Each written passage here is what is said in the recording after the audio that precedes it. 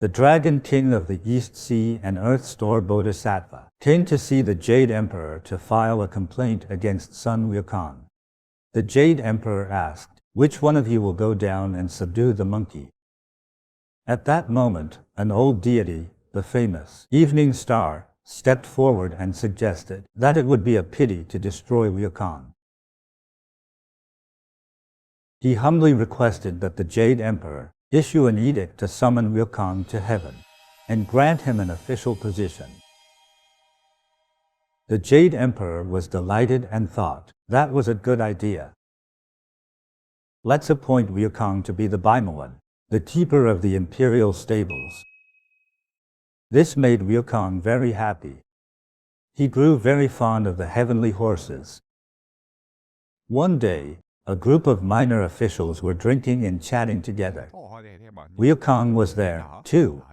He asked his friends what the rank of his position was and what grade of official he was. There, he was told that he had no rank. Upon hearing this, Wukong was furious. "How dare you look down on the king of Flower and Fruit Mountain?" So, on the spot, he quit, drew out his staff, and fought his way out of the southern gate and returned to Flower and Fruit Mountain. Journey to the West, Episode 5. The Great Sage Turned Thief. After returning to Flower and Fruit Mountain, Wukong spent his days drinking with his friends. He did nothing other than drinking. Many days passed like this. One day, he was visited by two single-horned demon kings.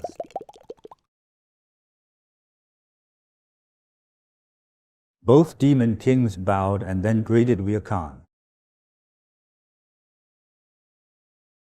"We know that you, great king, have received heavenly blessings and returned in glory." They presented Wukong with a special yellow ochre robe, claiming that only someone as great as Wukong should wear it. They also offered their services and loyalty to Wukong. Wukong was overjoyed. He immediately put on the robe. All the monkeys quickly bowed before him, proclaiming, "Long live the great king." The demon kings asked what position Wukong held in heaven for so long. Wukong didn't feel like answering. In a disappointed tone, he said he was only a stable keeper.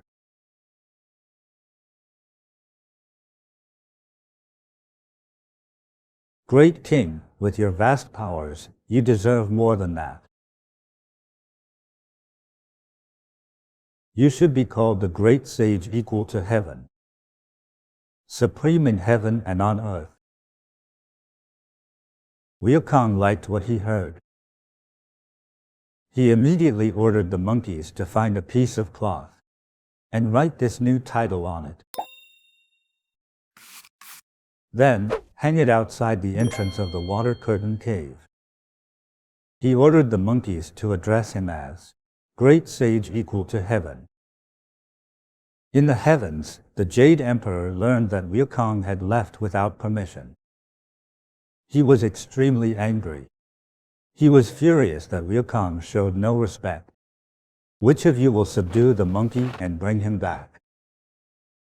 Li Jing, the pagoda-bearing heavenly king, and Neza, the third prince, volunteered.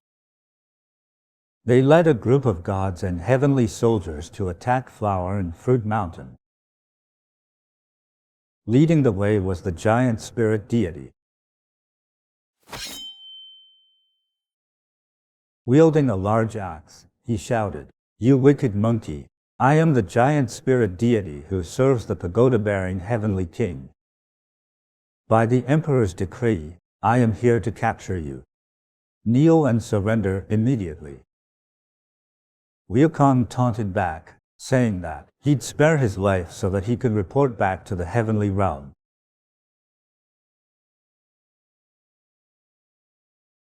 Raising his battle flag, with "Great Sage equal to heaven" written on it, he told the giant spirit deity that if the Jade Emperor didn't grant him the title of Great Sage equal to heaven, he would wreak havoc in the Hall of Divine Mist. After they were done exchanging words, the giant spirit deity attacked first. The two exchanged blows, and after just a few rounds, the giant spirit deity was defeated. Then Prince Neza stepped forward. "Watch me subdue this demon monkey." He transformed into his three-headed, six-armed form. With a weapon in each hand, he charged forward. What did Wukong do to counter Neza's transformation? He transformed into a three-headed, six-armed monkey, with a golden staff in each of his hands. Both being skilled fighters, they had a hard time determining a winner. Wukong realized he had to change strategy. So, he created clones of himself, while his true form sneaked behind Neza and attacked him. Although Neza managed to avoid Wukong's strike, Wukong still injured Neza's left shoulder, and so Neza retreated. Wukong celebrated his victory by drinking with the other demons. The Jade Emperor was very astonished. He ordered other generals to subdue Wukong.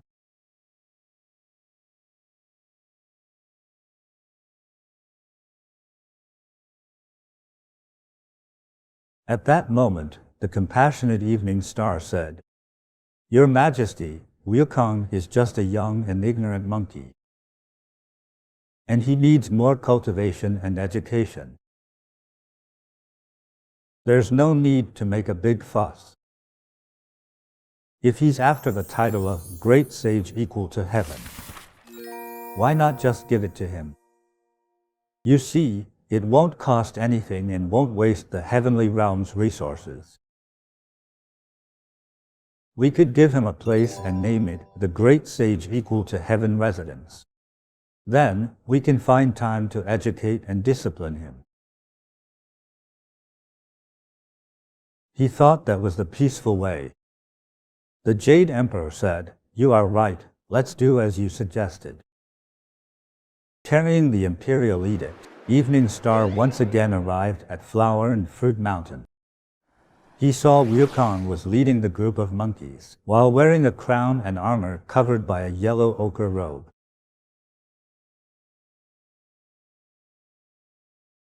He exuded an aura of kingly dominance. Very carefully, Evening Star said, "Great Sage, greetings. Today, I bring you exceptionally good news. You wish to become the Great Sage equal to heaven, right? I have convinced the Jade Emperor. He's agreed to grant you the title you desire. Come with me to receive the decree and express your gratitude." Wukong laughed heartily. He thought the Jade Emperor had finally given in, out of his fear of Wukong. So, off to the heavens they went. At the heavenly palace, the Jade Emperor appointed Wukong the Great Sage equal to heaven. The Jade Emperor said that it was a very high-ranking position, extremely prestigious and admired by all. Son Wukong, from now on, you must control your anger, practice compassion, and be a kind sage. Wukong agreed and thanked him. The Jade Emperor then ordered a palace to be built for him, next to the celestial peach orchard. Inside, there were two departments, the Department of Tranquility and the Department of Concentration. He was also gifted 2 bottles of heavenly wine and 10 gold flowers. All these were meant to settle him down peacefully, so that Wukong would behave like a proper deity. Life in heaven as the Great Sage equal to heaven was boring. He had no real duties. Although his position was high, he had nothing to do. He merely wandered around, drinking and chatting with friends. He socialized and partied every day. He became a carefree immortal. One day, during the morning assembly, a sage named Su Jingyang reported that Wukong was doing nothing but drinking and talking nonsense.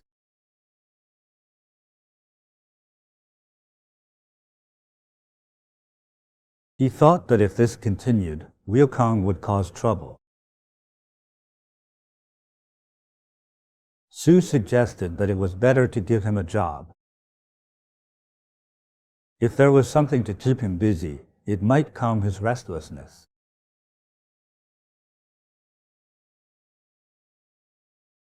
The Jade Emperor said, "That makes sense." He immediately summoned Wukong, and Wukong was brought to the assembly hall.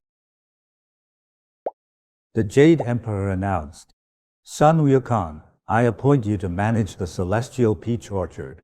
It was located right next to Wukong's residence. Wukong was happy. He finally had a job.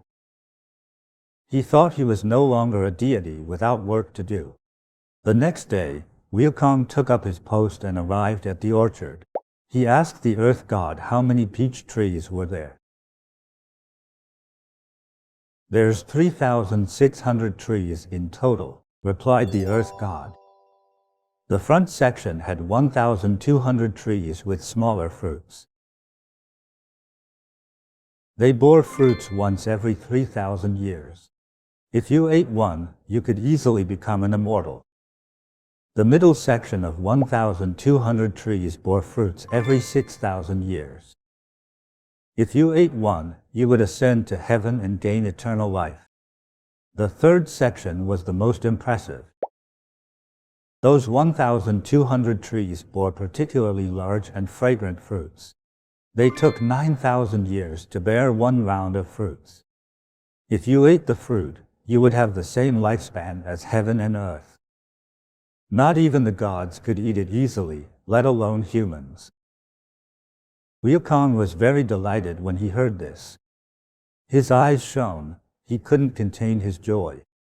From that day on, he no longer indulged in feasting and drinking with his friends. He would take time to stroll and patrol the peach orchard. One day, Wukong saw a ripe peach on an old tree branch, and he really wanted to taste one. He instructed the earth god and the servants to go to the gate and keep watch. He took off his uniform and hung it on a tree. Then he climbed the tree and picked a few ripe peaches. He enjoyed them and ate until he was full. He feasted on the delicious peaches until he fell asleep. From then on, every few days, he would return to the peach garden, picking and eating the biggest and ripest peaches. And so, he ended up eating all the best peaches. A few days later, the Queen Mother wanted to hold a peach banquet. She invited all the divine beings to her peach party. The Queen Mother sent the 7 fairies to pick peaches. That day, Wukong, having eaten a few peaches, shrank himself to the size of a bug, and laid down on a tree branch to rest and sunbathe. In his sleep, Wukong heard someone climbing the tree to pick peaches. He immediately woke up and drew out his staff, ready to fight off the peach thieves. The fairies were surprised to see Wukong suddenly appear. They quickly stated their reason for being there. Wukong asked, "Did the Queen Mother invite me to the peach party?" The fairies replied, "It seems not." Wukong got furious upon hearing this. The great sage equal to heaven was not invited? How dare they? In his anger, he cast a spell and froze the fairies. The fairies were immobilized. Wukong then got onto his somersault cloud and left the peach orchard. He arrived at the courtyard of the peach banquet. There, he realized what true opulence was. The aroma of the fine wine was enchanting. Just a whiff made Wukong's mouth water. The exquisite food and jewels were captivating. A few winemakers were there setting up. Wukong then plucked a few strands of his hair and cast a spell. His hair transformed into sleep bugs which put all the servants to sleep. After they'd fallen asleep, Wukong feasted and drank to his heart's content. He devoured all the delicious food and wine.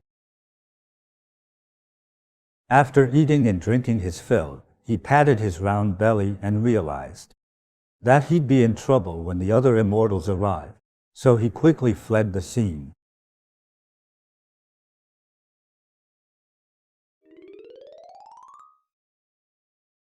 He was dizzy from drinking too much, so he ended up in Tushita Palace instead of his own residence. When he found out he'd ended up at the 33rd heaven, he was startled. This was where the Supreme Elder Lord lived. He decided to pay the old deity a visit. He knocked on the door, but no one answered. Wukong thought it was even better that no one was there.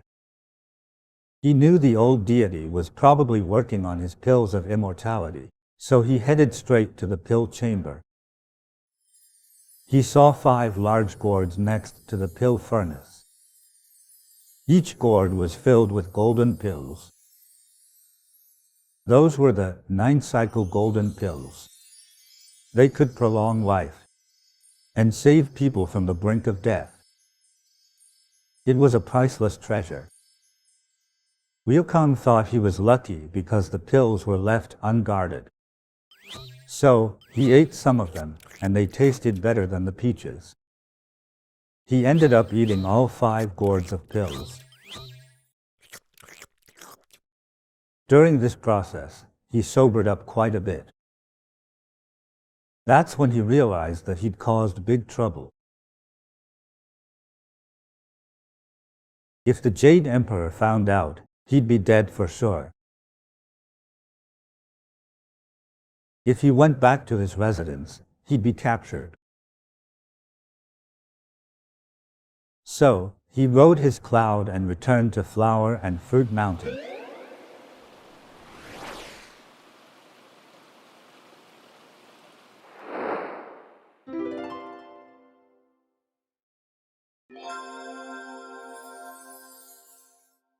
Why did the 2 demon kings give Wukong the yellow ochre robe and persuaded him to call himself the great sage equal to heaven? Did they know of Wukong's rebellious intentions? What does the yellow ochre robe signify? In ancient Chinese history, ever since the introduction of the emperor ruling system, no commoners or ordinary officials were allowed to wear yellow robes. Only the emperor himself could wear it. Ordinary people who wore yellow robes would be executed, along with their entire families. How powerful was Wukong at that time? He'd learned the 72 transformations from Master Bodhi. And with the golden staff, ordinary people and demons were no match for him. That's when he became arrogant. He felt he was worthy of the yellow ochre robe. Wearing a yellow robe represents what kind of mindset? It means declaring oneself to be an emperor. Wukong had the ability to revel. He thought he was supreme in heaven and on earth. That's why he gladly accepted the yellow robe. He should be the ruler of the world. That's what he thought. Who are the demon kings then? They were demons born reflecting Wukong's inner demons. when they told Wukong he should be the great sage equal to heaven. That was the voice in Wukong's heart. Since he was supreme in heaven and on earth, he felt that he, not the Jade Emperor, should rule the universe. He thought he was the supreme being in heaven and on earth. His ambition was higher than the sky, so he gladly accepted the titles and flattery given by the demon kings. Thus, he wore his yellow ochre robe every day, and hung the great sage equal to heaven banner at his cave entrance every day. I am supreme in heaven and on earth. Who are you?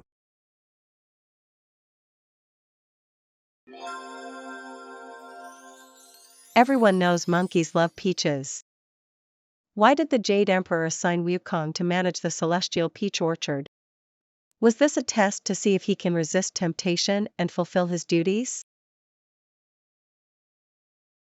I think that the Jade Emperor, who rules heaven and earth, for sure he needs low-ranked officials to do the menial tasks, right? I don't think he cared whether Wukong was a suitable candidate. Managing a small orchard isn't a particularly important role.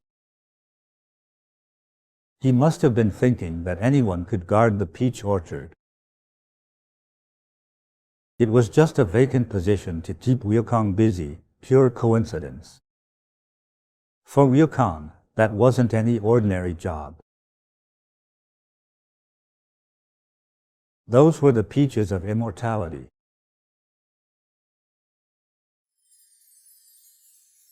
Eating one would grant him a life as long as heaven.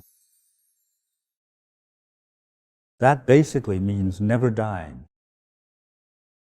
Isn't this what Wukong had been dreaming of from the time he became the Monkey King? He became Bodhi's disciple because he wanted immortality, right? It had always been his pursuit. Aren't those peaches the answer for the immortality he'd been seeking? When he was assigned to guard those peaches of immortality, he felt that heaven had finally gifted him what he'd been seeking.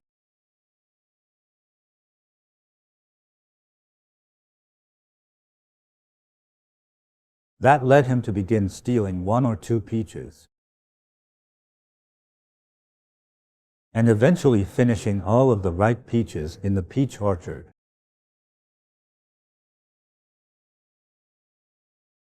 For a thief, no matter what they steal, if they're not caught and punished, when they steal for the first time, it'll be troublesome.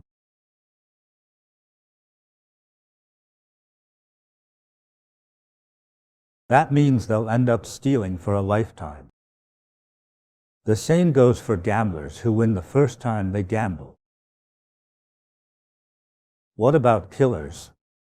They are scared the first time they kill, but once they kill the first person, it becomes very troublesome. They might kill more people.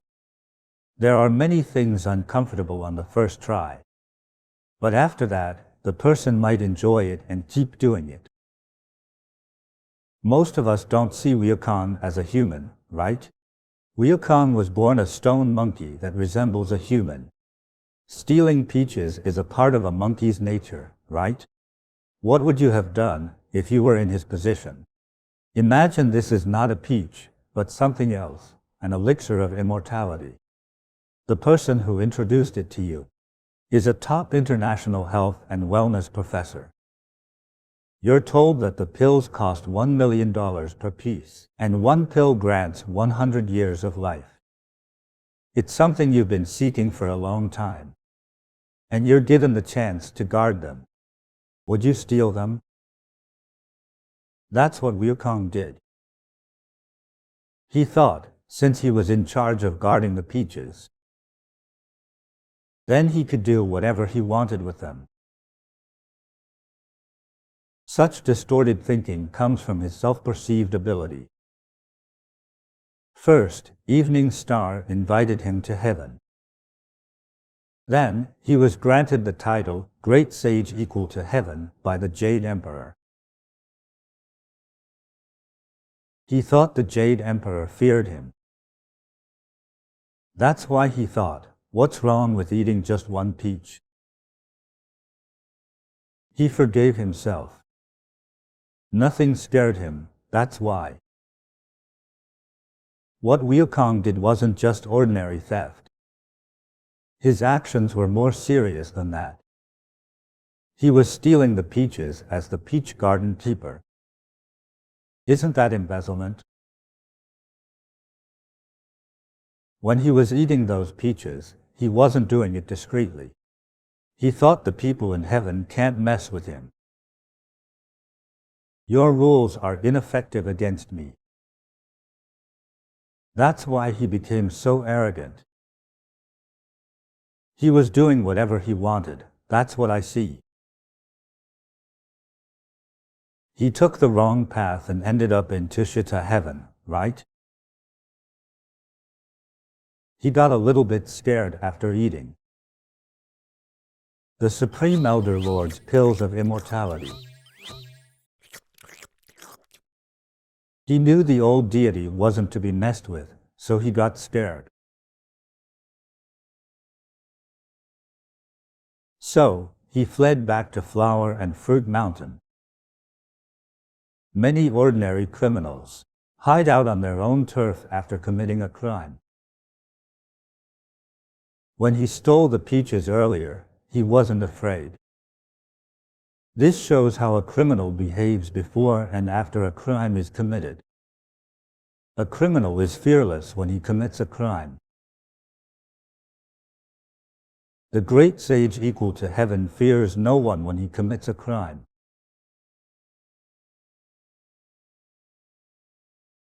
This is a good lesson for young people who haven't experienced much in life.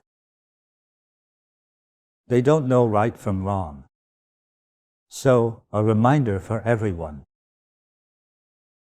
In our workplace, the higher your position, the more opportunities you have. As your power grows, you might encounter your own peach orchard, like Wukong. You might feel tempted to take the peaches and fill your own belly. I'm talking about corruption, bribery, embezzlement, and misappropriation of public resources. People who are in charge of the finances steal money from the pot. Once, when I was in Shanghai, China, before I started spreading the Dharma, I visited and helped an employee at a wool textile factory. To repay me, he gave me 2 blankets. I refused, saying they were too expensive. He said it was fine, he had plenty at home. He was just a factory worker, how could he have so many blankets at home? He said he would take one home when the boss wasn't looking. He then invited me to visit his home. The floor was covered with at least 10 layers of blankets. Not carpets.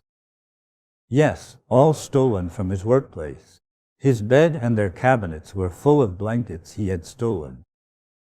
I told him I'd seen people do this before, and I said he should return them. If the police found out, it would be serious. He was not the only one doing this, so he didn't believe he'd get caught. Everyone does it, and my salary is so low.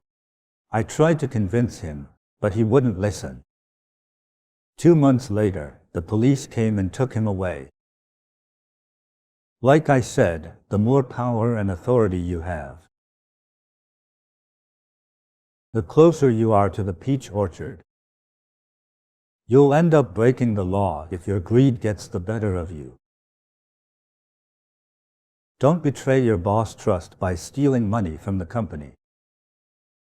If you're appointed to manage the finances, it shows how much your boss trusts you. Only a heartless person would betray people who trust them. Such actions will prompt divine retribution. So, don't be like Wukong. Based on what Wukong did, you could say that he was consumed by his own greed. He was born a special monkey. Because of his excessive greed, he made mistakes. Let's talk a bit more about this. A capable person without morals will cause more harm than good. They'll harm not just others, but also themselves. I prefer to hire people with morals. They don't have to be that capable, but they must have moral standards. A person with only skills but no morals can cause great harm to the world. I hope everyone can be a moral, compassionate, and righteous person. In the workplace, one must separate personal interests from the company's. Wukong was capable but lacked righteousness. What kind of trouble would he bring upon himself next?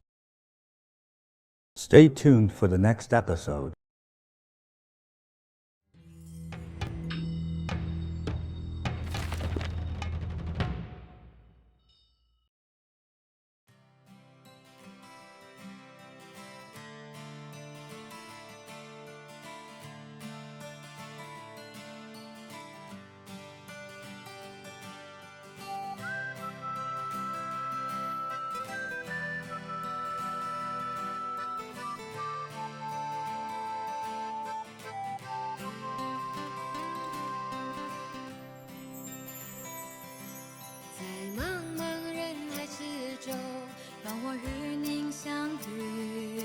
小小的红点里，人生就此欢喜。我快乐了，我健康了，我幸福了，我美丽了。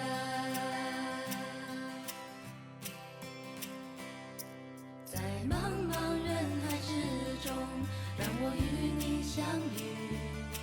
小小的红点里，人生变得神奇。我智慧了，我